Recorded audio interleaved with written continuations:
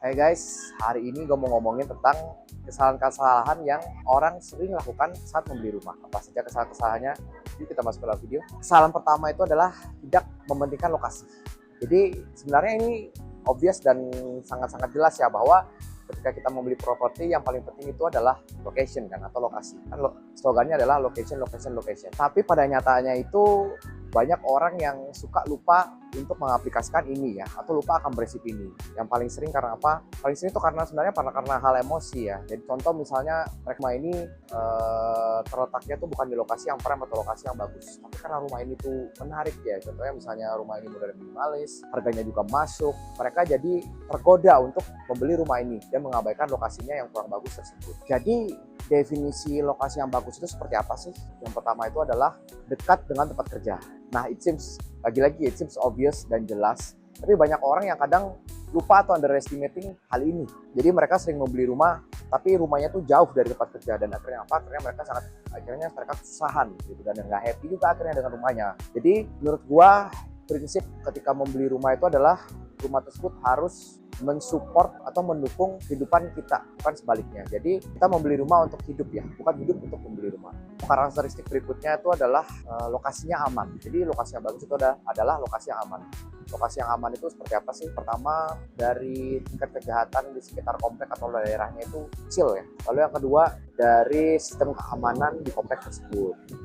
Jadi apakah tersebut punya sistem keamanan yang baik? Contohnya, misalnya setiap masuk ke dalam komplek ada gate-nya.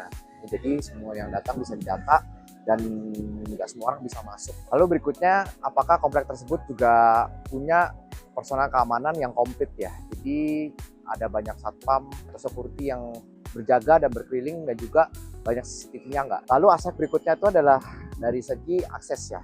Rumah dengan akses yang bagus itu adalah rumah yang gampang dijangkau. Jadi apakah rumah tersebut ada tolnya dan dekat dengan tol ya, jadi gampang banget kita akses. Lalu yang kedua adalah jalannya juga, apakah jalannya sempit atau jalannya besar, karena kalau jalan besar ya pasti lebih gampang diakses juga ya gitu. Lalu berikutnya adalah apakah rumah tersebut dekat dengan atau komplek tersebut dekat dengan fasilitas transportasi. Nah, ngomong-ngomong soal fasilitas, rumah dengan lokasi yang api itu juga harus dekat dengan fasilitas-fasilitas umumnya. Contohnya apa? Fasilitas kesehatan, yaitu rumah sakit, juga dekat dengan fasilitas pendidikan, yaitu sekolah, juga dekat dengan fasilitas perbelanjaan seperti mall ya, dan juga tadi ya gue bilang fasilitas transportasi juga. Jadi fasilitas-fasilitas tersebut bisa memudahkan hidup kita ya. Jadi jangan sampai malah sebaliknya ya, malah kehidupan dan aktivitas kita sehari-hari yang kita adaptasi demi kita bisa tinggal di suatu rumah. Lalu kesalahan yang kedua adalah tidak mengerucutkan kriteria. Nah, kita kalau nggak punya kriteria itu, cakupan rumah itu sangat luas ya. Bayangkan berapa banyak rumah, kita nggak usah ngomong rumah di Jakarta deh. Misalnya di Jakarta Barat, berapa banyak komplek perumahan yang ada di Jakarta Barat. Yang ada kita nggak akan ketemu rumahnya ya, karena cakupannya memang terlalu luas.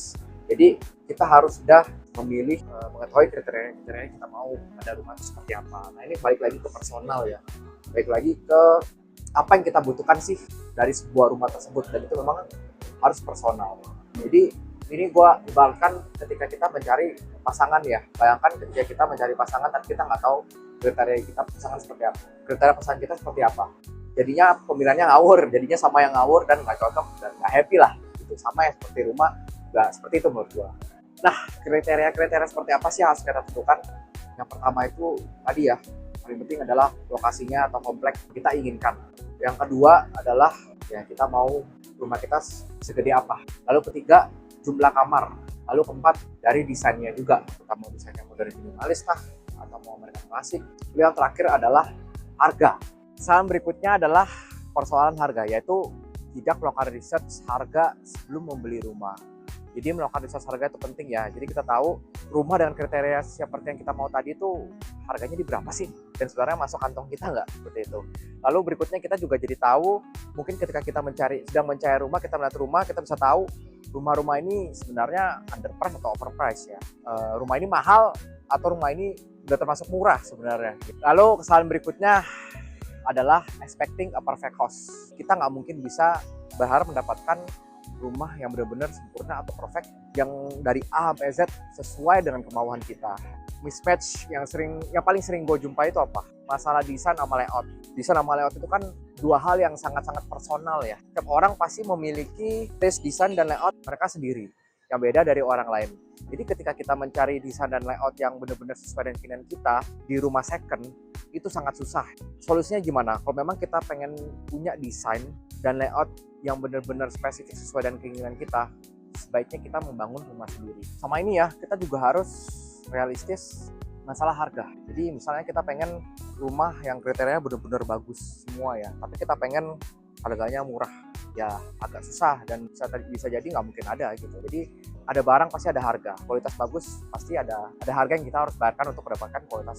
Nah, kalau ibaratkan tadi seperti kayak perumpamaan kita mencari pasangan, kita boleh punya kriteria spesifik tentang berapa pasangan yang kita mau.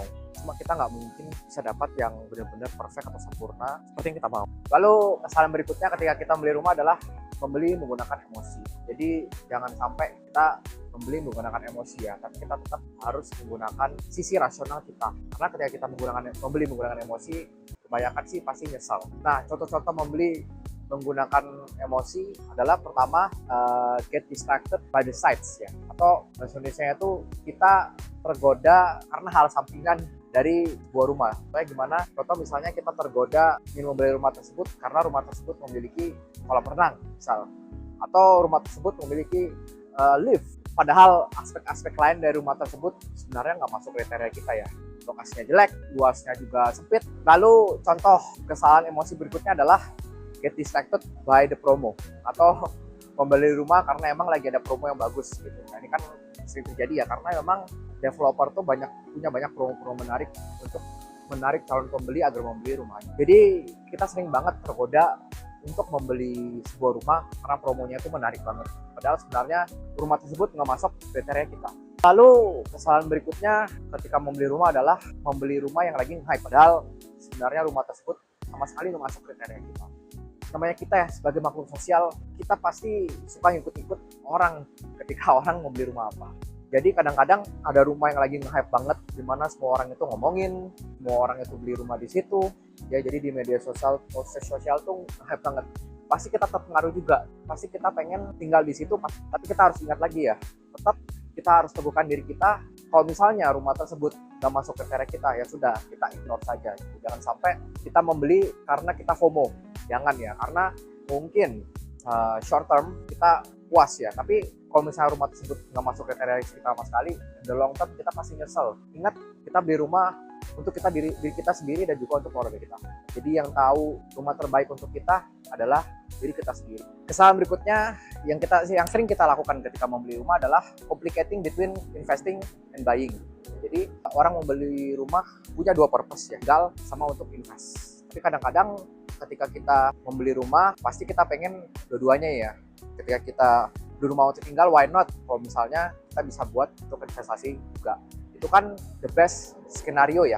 Tapi kadang-kadang kita nggak bisa nih untuk mendapatkan kedua hal tersebut. Jadi menurut saya tetap ya, kita harus mementingkan rumah itu untuk tinggal dulu. Jangan sampai kita terdistraksi karena masalah investasinya ini. Nanti kalau misalnya ternyata rumah ini harga bisa naik dan lain-lain, itu adalah bonus. Tapi yang harus kita utamakan dulu adalah untuk tinggalnya dulu, untuk hidupnya dulu, enak apa enggak. Jangan sampai kita memberikan nilai investasi dan kita mengorbankan kata yang utama ketika memilih rumah. Intinya adalah kita harus bisa membedakan antara dua purpose ini ketika membeli rumah, yaitu investasi dan juga beli untuk tinggal.